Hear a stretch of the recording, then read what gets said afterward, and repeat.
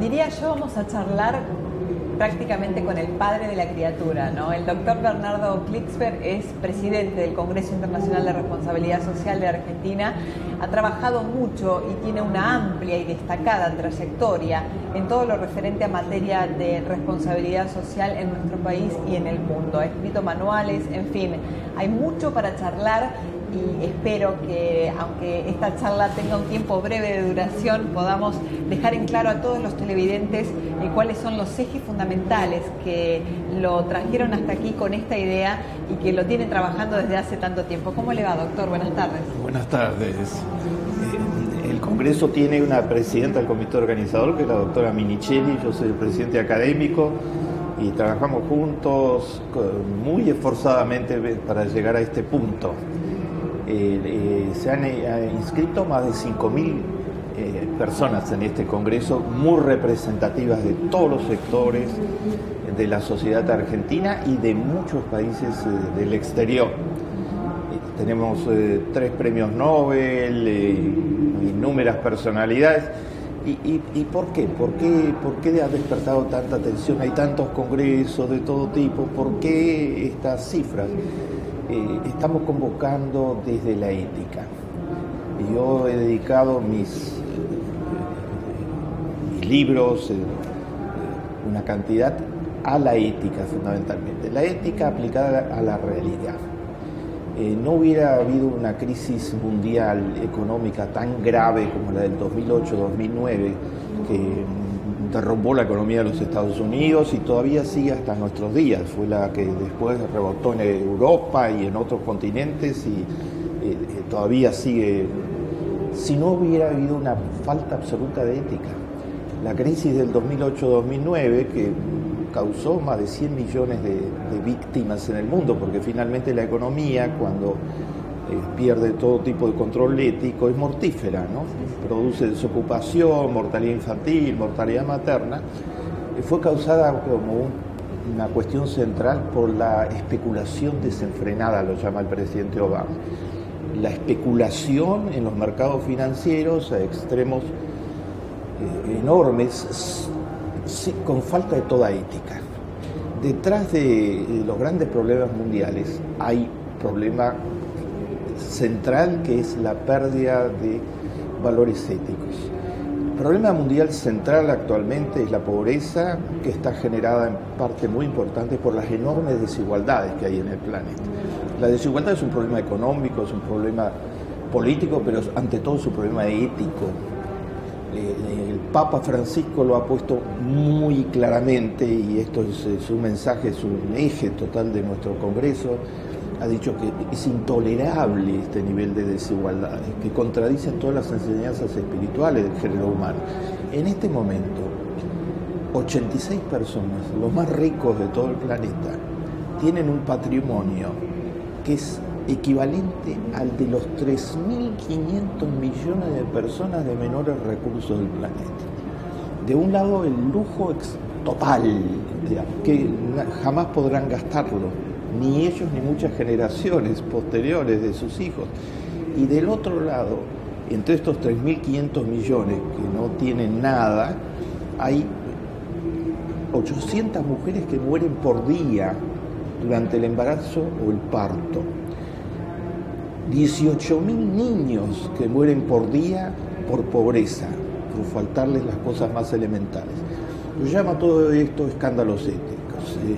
Por invitación del canal Encuentro he hecho una serie de televisión que se llama El Informe Klicksberg, Escándalos Éticos, que ha tenido cierta repercusión internacional porque ha sido nominada para el principal premio que existe en el mundo de televisión. Doctor, usted tocó un tema, y hoy charlando con el doctor Ginés González García, él me comentaba brevemente de esta disminución que ha habido en relación a los niveles de pobreza en Sudamérica, y a la vez, y en forma paralela, el crecimiento de esa brecha que marca la desigualdad social de la que usted está hablando, a la que usted hace referencia. ¿Cuáles son las herramientas con las que contamos, y sobre todo teniendo en cuenta esta agenda latinoamericana que se planteó como lema de este Congreso y de la cual se arrancó a hablar el año pasado? ¿cuáles son esos puntos centrales a los que hay que apuntar y sobre los que hay que poner el foco para encaminarse hacia una conclusión final con buenos resultados? En América Latina, ante todo, se ha mostrado en los últimos 10 años, digamos, en esta década que comenzó con la reorientación de todo el modelo económico en muchos países latinoamericanos, pedida por los pueblos, después del fracaso total del neoliberalismo en América Latina. En América Latina, en estos últimos 10 años, en países muy significativos, se ha demostrado que se puede hacer retroceder la pobreza. En Brasil, Lula y Dilma sacaron a 35 millones de la pobreza y los convirtieron en pequeña clase media. En el Uruguay, el Frente Amplio, que termina de volver a ganar la primera vuelta de las elecciones con una diferencia muy importante, redujo la pobreza durante los gobiernos de Tabaré Vázquez y de Pepe Mujica del 39% al 12% de la población. En Argentina, programas como Asignación Universal, el mayor programa de política social que ha existido en la historia argentina, han tenido un impacto, han cambiado la vida de 3.500.000 chicos que reciben actualmente el programa. La escolaridad ha aumentado, la deserción escolar, el abandono, la repitencia han bajado, las madres que reciben, porque este es un programa muy original, solo la madre es titular de derechos. Entonces eso ha asegurado totalmente que los recursos que se entregan a estas familias muy pobres, bajo un enfoque de restitución de derechos, porque ninguna sociedad democrática debería permitir que haya estos niveles de pobreza, son los chiquitos más pobres de la Argentina, estos 3.500.000 pibes. La madre es la única que puede administrar los recursos. Entonces los recursos están siendo utilizados totalmente para comprar leche, para alimentarlos bien, para comprarles útiles escolares, para llevarlos al médico. Están siendo utilizados con gerencia de excelencia, lo llamo yo. No hay ningún mejor administrador de recursos escasos que las madres pobres. Este gran programa argentino y otros programas como la jubilación, o sea, hoy Argentina es el país con más cobertura jubilatoria de todo el continente. Tiene más de un 95% de la población de edades mayores con una cobertura jubilatoria. Eso no sucede en ningún lugar. Todos estos programas han hecho retroceder la pobreza. Lo mismo ha sucedido en el Ecuador, lo mismo ha hecho en su primera gestión Michelle Bachelet en Chile, y se propone profundizarlo todavía mucho más en esa segunda gestión. Pero todo esto no significa de ninguna manera que se haya eliminado la pobreza. Falta mucho en Argentina, en Brasil, en Uruguay, en el Chile actual, falta mucho.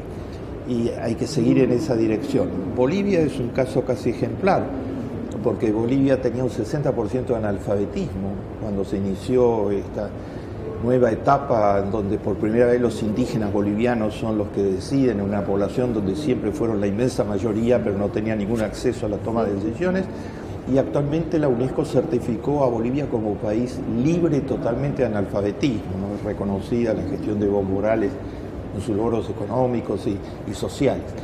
Entonces, en América Latina lo que hay que prestar muchísima atención es a no quedarse en los laureles de estos objetivos, sino ir mucho más lejos todavía y darle sustentabilidad a las políticas.